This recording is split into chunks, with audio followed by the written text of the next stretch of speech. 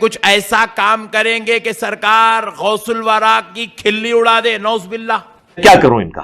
سرکار سیدنا غوث الورا کی عظمت کو کم کر دے۔ کچھ تل کے رکھتے ہیں ہر کام کے اندر۔ بولے آج رات میں ایک میٹنگ کرتے ہیں، مشورہ کرتے ہیں۔ 3:28 AM 40 منافق تھے، اس میں ان کا ایک امیر تھا۔ اچھا، امیر نے کہا کہ بھائی آپ اپنے طور پہ مشورہ دو، آپ اپنے طور پہ مشورہ دو۔ ارے کون بھونک رہا ہے یہ بدتمیز؟ ہر کوئی مشورہ دینے لگا، کس بات کا؟ سرکار غوث پاک کی عظمت کو گھٹانے کا۔ منافقوں کے امیر کو کسی کا مشورہ بھی سمجھ میں نہیں آیا۔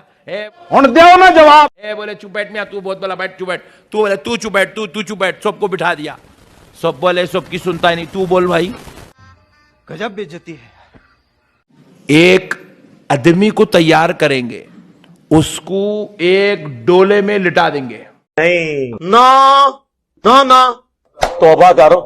میت کی جگہ اس کو لٹا دیں گے۔ صبح صبح غوث اعظم کے پاس جائیں گے، ان کو دعوت دیں گے۔ ابے جلدی بول، کل صبح پنویل نکلنا۔ حضرت ہمارے علاقے میں ایک آدمی کا انتقال ہو گیا، آپ نماز جنازہ پڑھانا بولیں گے۔ انہوں یہ قبول کر لیتے، مست پلان ہے۔ پورے بغداد کو جمع کریں گے، نماز میں جمع کر کے غوث اعظم سے نماز پڑھانے لگائیں گے۔ تو سب تو بڑا ذلیل ہے کائنات ہے۔ پہلی تکبیر دوسری تکبیر تک انہیں لیٹے رہنا، دوسری تکبیر ہوتے کہ انہیں ڈولے میں اٹھ کے بیٹھ جانا۔ کیسا لگا میرا مذاق؟ بیٹھے تو پورے مل کے ان کا مذاق اڑائیں گے، دیکھو انہوں ولی ہے کہتے زندہ ہے، مردہ ہے، میت ہے، نہیں ہے، ان کو خبر ہی نہیں ہے، انہوں کہے کہ ولی، بلکہ مذاق اڑائیں گے پوروں میں۔ بولے مشورہ سب کو سمجھ میں آیا، پٹھوں کو چلر قوم ہے، دیکھو بالکل لوکل قوم۔ بولے بات تو صحیح ہے، مشورہ اچھا ہے، لیٹیں گا کون؟ میں نہیں بتاؤں گا۔ تو امیر صاحب بولے تیرے ذہن میں خیال آ، تو ہی لیٹ بولے۔ بولا اپنے کو بلی کا بکرا بننا نہیں ہے بھائی، اپن نہیں لیٹتے بول دیا۔ کہانی تے کہانی۔ امیر صاحب کو بولا امیر صاحب مشورہ آپ دیا، آپ لیٹو۔ بولا تینوں وچ کس نے چمچا بنا کڑچیا؟ میں اگر لیٹ گیا تو کل صبح جا کے دعوت کون دیتے؟ امیر صاحب ایسا اشارہ بتا کے بولے وہ میرا دکھ رہا نہیں، ٹھہرے ہوا سو وہ میرا لنگڑا بیٹا، انہیں لیٹنگ گا۔ بولے چیٹنگ کرتا ہے تو،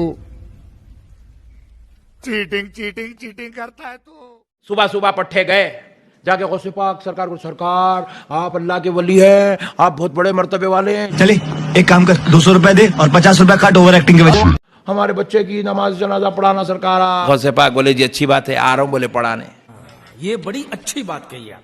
خدا کی قسم میرے غوث پاک پہچانے، مگر غوث پاک آ رہا ہوں کیوں؟ بولے اس لیے، بولے غوث پاک ارادہ کر لیے اب تک کافروں کو کلمہ پڑھاتا تھا، آج منافقوں کو کلمہ پڑھا لوں گا۔ ابھی مزہ آئے گا نا بھیڑو۔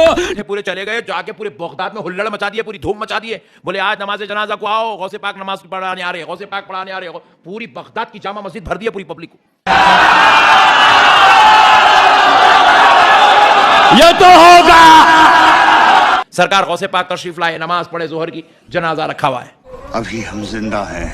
غوث پاک کو رحم آیا، غوث پاک سرکار سوچنے لگے پڑھا دوں گا نماز جنازہ، جوان بچہ چلے جائیں گا خالی پیلی کے۔ یہ پھنس گیا سی ہے۔ پاک بولے پڑھاؤں نماز؟ رحم کھا کے پوچھے، ایسا پوچھے تو جان دو نکو نکو بول کے آ جاتے ہوں گا، باپ آتا ہوں گا، بھائی آتا ہوں گا، سمجھ کے پوچھے کہانی تے کہانی۔ ہاں جی جی پڑھائیے سرکار، سرکار پڑھائیے، ورنہ پٹھے بالکل نیت کر رہے جا رہے ہیں۔ غوث پاک پھر خیال آ، جان دو یہ لوگوں کی منافقت کی وجہ سے کسی بچے کی جان چلے جائیں گی، کیسے مارا؟ غوث پاک سرکار نے کہا زندگی پڑھاؤں مردے کی پڑھاؤں؟ سرکار زندگی بھی ہوتی کیا؟ ہاں غوث پاک بولے نہیں، مردے کی چھوتی۔ چاس آ گئی کہ نہیں؟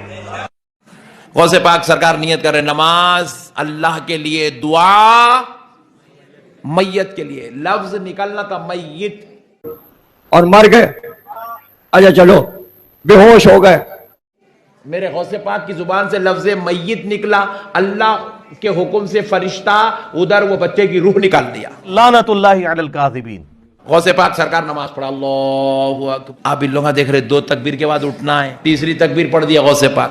A few moments later hall گھبراہٹ شروع ہو گئی پورے منافقوں کو، پورے مل کے پلان ڈال کے غوث پاک کے پیچھے کھڑے ہوئے ہیں پورے، انہیں اٹھتے کی نہ مذاق اڑائیں گے بول کے۔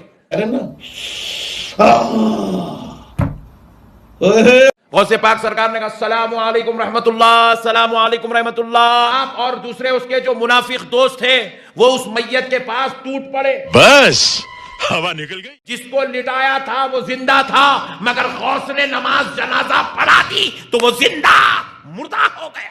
اور مر گئے، انہیں کہا ہارٹ اٹیک کا مریض ہے، دبایا توڑ جانے کے واسطے، یہ غوث کی مار کا میت ہے۔ سچ بولو، سچ بولو، سچ بولو۔ بچے کا باپ سمجھ گیا میں غوث اعظم کو مذاق بنانا چاہتا تھا، غوث کی عزت کم کرنا چاہتا تھا، کیسے دیا آپ کو؟ لیکن میں ان کا مذاق بنانے جا کے میں خود مذاق بن گیا ہوں۔ میری ایک شرارت کی وجہ سے میرا جوان بیٹا جو کل تک زندہ تھا اور مار گئے، اب میت بن کر لیٹا ہوا ہے، پلٹا غوث پاک کے قدموں میں جا کے گر گیا۔ چھوڑو بے تم اللہ کے محبوب ہو، تمہاری زبان میں کرامت ہے، میں تمہیں مان لیا، میں اب توبہ کرتا ہوں، میں معافی چاہتا ہوں، مجھے معاف کر دو۔ ٹھیک ہے آپ، ٹھیک ہے۔ ہاتھ پکڑ کر غوث اعظم نے اٹھا کر کہا جا، میں نے تجھے معاف کر دیا۔ تو کہا سرکار جب معاف کر دیا ہو تو پھر ایک کرم اور کر دو۔ رکو ذرا صبر کرو۔ کہا کیا کروں؟ کہا سرکار ذرا ادھر چلو، وہ جو میت ہے اس کو ذرا زندہ تو کر دو۔ یہ کوئی مسلمان نہیں بول سکتا۔ تو یہ کیسے کہہ سکتا ہے کہ میں اس میت کو زندہ کر سکتا ہوں، اس مردے کو زندہ کر سکتا ہوں؟ ایسے تو نہیں ہوتا ہے۔ کہا سرکار آپ زبان تو ہلا دو، مردہ زندہ بھی ہو سکتا ہے۔ کیا ان لوگوں نے زمین سے اپنے لیے الہ معبود مقرر کر لیے، جنہیں معبود بنا رکھا ہے، کیا وہ زندہ کر دیتے ہیں؟